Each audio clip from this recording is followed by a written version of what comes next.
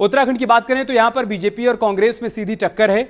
एक नजर उन दिग्गजों पर डाल लेते हैं जिनके बीच कांटे का मुकाबला उत्तराखंड में है। इन सीटों पर सभी की निगाहें बनी हुई हैं। ये जो कांटे का मुकाबला है, जहां पर बड़ी टक्कर है, उन सीटों को हम आपको दिखा रहे हैं। अनिल बलूनी और उनके सामने है गणेश गोदियाल। पौड़ी सीट पर कांटे की टक्कर है, कड़ा मुकाबला यहां पर देखने को मिल रहा है। और हरिद्वार की हॉट सीट पर भी आप देखिए त्रिवेंद्र सिंह रावत वर्सेस वीरेंद्र रावत, जो कि पूर्व मुख्यमंत्री हरीश रावत के बेटे हैं। ये भी हॉट सीट है। अल्मोड़ा की लड़ाई पर भी सबकी नजर।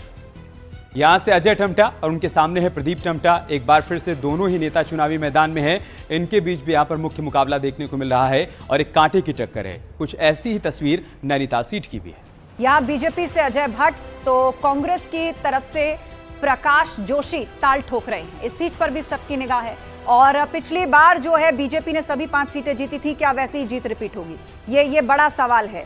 आपको हम डेटा भी दिखा रहे हैं। 2014 में बीजेपी ने 5 की 5 सीटें जीती थी, कांग्रेस के खाते में एक भी सीट नहीं गई थी। और यही कहानी 2019 में भी दोहराई गई थी। देवभूमि में एक बार फिर से 5 सीटों पर कमल खिला था, 2014 में भी और 2019 में भी।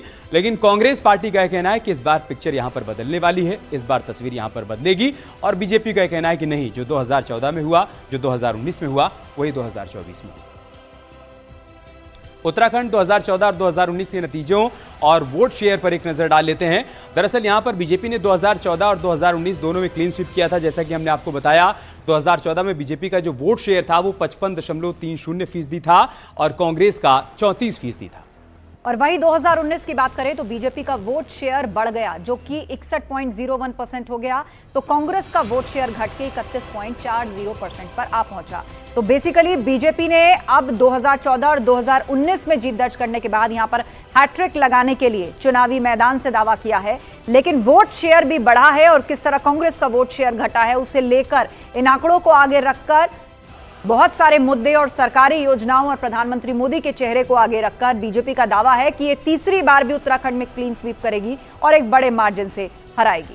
ठीक है प्रभात जी, एक रिएक्शन में आपका जो दावे किए जा रहे हैं विपक्ष की तरफ से उस पर, और खासतौर से उत्तराखंड पर भी एक रिएक्शन आपका चाहूंगा। बीजेपी को पूरा भरोसा है कि 2014-2019 की कहानी 2024 में दोहराई जाएगी, लेकिन इंडिया ब्लॉक को लग रहा है कि नहीं, पिक्चर बदलने वाली है। नहीं, देखिए अमित जी, इसको इस तरीके से समझना होगा कि जब 2014 और 2019 एक बड़े ब्रॉड लेवल पे एक बड़े नेता के विश्वास के आधार पे कई राज्यों में क्लीन स्वीप हुई और एक भी सीट कांग्रेस को नहीं मिली, लेकिन 2024 के चुनाव में हम परिदृश्य थोड़ा सा बदला हुआ ये मान के चलते हैं, क्योंकि 2014 और 19 में भ्रष्टाचार एक बहुत बड़ा मुद्दा उत्तरांचल के लिए था।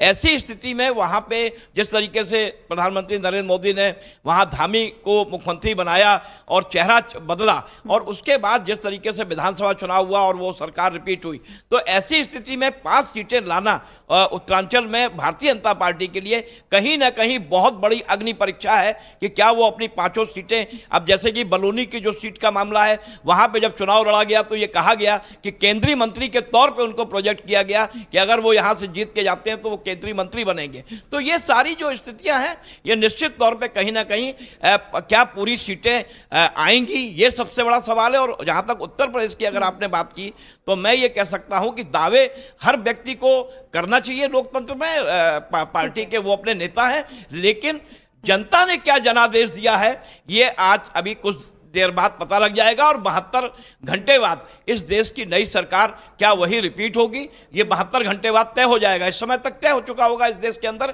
कि सरकार किसकी बनेगी। दावे अभी चलते रहेंगे, बहुत से लोग अब घर में अपने पूजा पाठ करेंगे, बिल्कुल। और इस तरीके के कार्यक्रम चलते रहेंगे। चीजों का इस समय दरअसल इन्हीं चीजों का है, और 4 जून के बाद देखना होगा कि कौन बयान किस तरह बदलता है, किसके दावों में कितना दम निकलता है। संजय जी, उत्तराखंड के चुनाव की बात करें तो ये 3-4 चीजों पर के इर्द गिर्द लड़ा गया, और लास्ट तक आते आते आप देखिए यहां पर डेमोग्राफी तुष्टीकरण ने एक बड़ा मुद्दा देखा। चाहे वो हल्द्वानी की हिंसा से जुड़ी हुई खबर हो, जो दंगे से जुड़ी हुई खबर हो, रेलवे लाइन के आसपास की जो जमीन अधिग्रहण उसके बाद जो वहां पर हिंसा हुई या आंदोलन बना उससे जुड़ी खबर हो, इसके अलावा नशे की बात हुई, नकल की बात हुई, सेफ्टी की बात हुई। तो मौजूदा सरकार, आपको लग रहा है कि उत्तराखंड का चुनाव वहां के लोकल मुद्दों से ऊपर उठकर उसी यूनिफॉर्म सिविल कोड, तुष्टीकरण, डेमोग्राफी पर आकर के रुक गया और प्रधानमंत्री मोदी का चेहरा इस पर लड़ा गया। देखिए आस्था जी, अगर प्रधानमंत्री का चेहरे की अगर चर्चा की जाए तो प्रधानमंत्री जी का चेहरा तो हमेशा रहेगा। जहां तक आ रही थी मुद्दों की बात, नो डाउट, मैं उत्तराखंड से तो आता नहीं, लेकिन उत्तराखंड से हमारा विशेष लगाव है, विशेष आना जाना रहता है।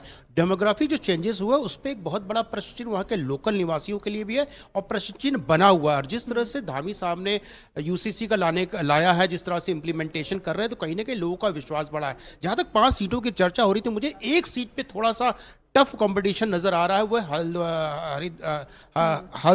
हरिद्वार वाली सीट जो है, जिसमें वो लड़ रहे हैं त्रिवेंद्र सिंह रावत, वो थोड़ी सी मुझे टफ लग या त्रिवेंद्र सिंह रावत जो चुनाव लड़ रहे हैं उसमें थोड़ा सा मुझे चैलेंज नजर आ रहा है। बाकी पौड़ी की सीट तो मुझे नहीं लगता किसी भी तरह से कहीं भी उसमें चैलेंज है, क्योंकि जो वहाँ के कैंडिडेट हैं बीजेपी के, वो ऑलरेडी IT सेल के हेड है और मीडिया के भी हेड है। तो एक तरह से केंद्रीय मंत्री, तो उनके आगे मुझे नहीं लगता कोई बहुत बड़ी पोस्ट है। लेकिन हाँ, उनको एक पहला लोकसभा लड़ रहे हैं, पहले राज्यसभा में थे, तो वो सब चीजें फर्क पड़ता है। लेकिन लोकल मुद्दे बहुत ज्यादा हावी हैं और टॉप ऑफ दैट मोदी का चेहरा तो हमेशा रहता है। तो मोदी का चेहरा तो रहेगा। लेकिन ये ओवरऑल अगर देखें अमित और आस्था जी, हमें नहीं लगता भारतीय जनता पार्टी को ज्यादा मशक्कत करनी पड़ेगी उत्तराखंड की सीट निकालने के लिए। ठीक है, दीपक रंजन जी, एक बार फिर से उन दावों पर लौटते हैं। देखिए, संजय जी का यह कहना है, संजय चौधरी जी का, कि आपको ये भी देखना होगा कि जो दावे किए जा रहे हैं नेताओं की तरफ से, किनके दावों में पीछे अगर आप पलट कर देखेंगे तो आपको गहराई नजर आएगी, गंभीरता नजर आएगी। उनका कहना है कि अखिलेश यादव ने विधानसभा चुनाव के दौरान कहा था कि हम 3 सीट उनके लिए छोड़ रहे हैं, 400 सीटों पर हम जीत रहे हैं। इस बार आपने कहा कि अकेले क्योटो सीट पर टाइट फाइट है, बाकी 79 सीट हम जीत रहे हैं। तो क्या एक इमेच्योर बयान नहीं है, एक हल्का बयान नहीं है, खासतौर से एक ऐसे नेता की जुबान से जो एक प्रदेश का मुख्यमंत्री भी रह चुका है? और संजय चौधरी जी कह रहे हैं कि आप अतीत के उसके बयानों को भी देख लीजिए, जब उसके दावे हवा हवाई साबित हुए।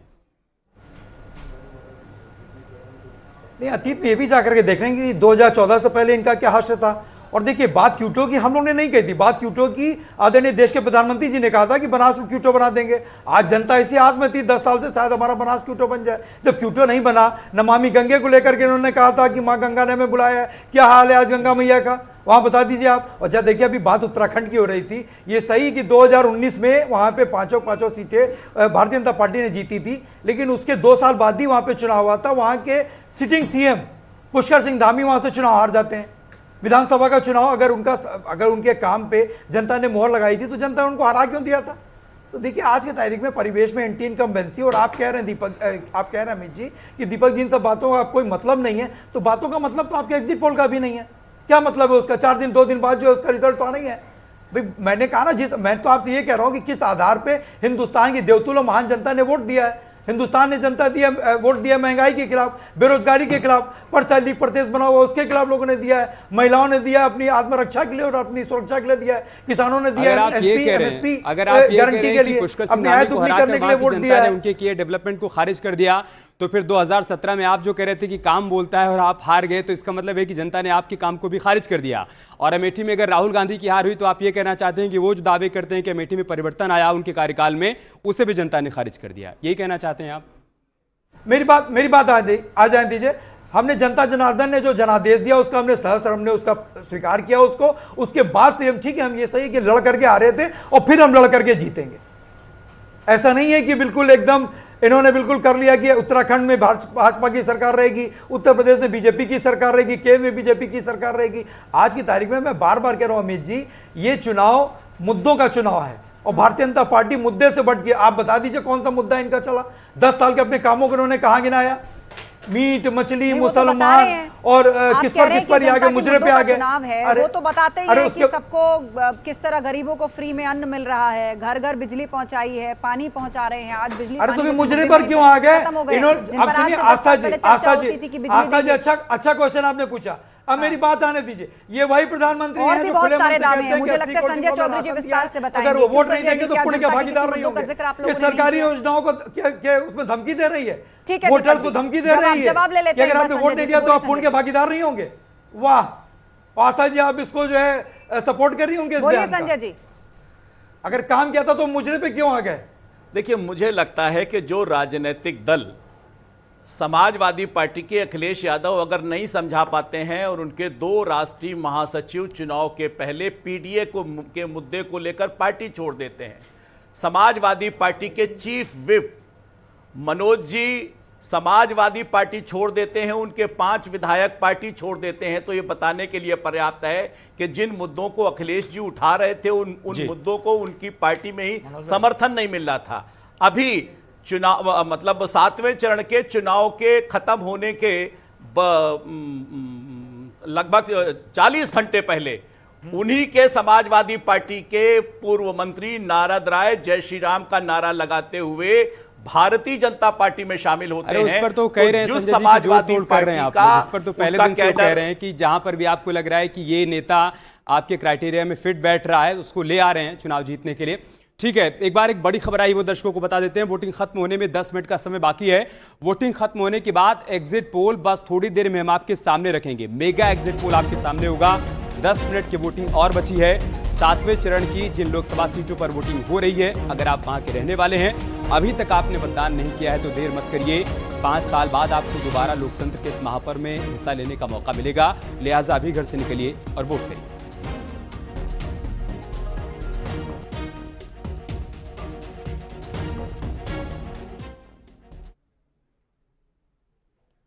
तो बस 10 मिनट और उसके बाद मेगा एग्जिट पोल का पहला डेटा आपके सामने होगा। हमारे सभी मेहमान हमारे साथ बने हुए हैं, रिपोर्टर्स हमारे साथ जुड़े हुए हैं। ठीक 10 मिनट बाद पूरे देश से वोटिंग खत्म हो जाएगी, आम चुनाव देश का संपन्न हो जाएगा और नतीजों का इंतजार। लेकिन उससे पहले 10 मिनट बाद मेगा एग्जिट पोल का पहला आंकड़ा हम आपके सामने रखेंगे।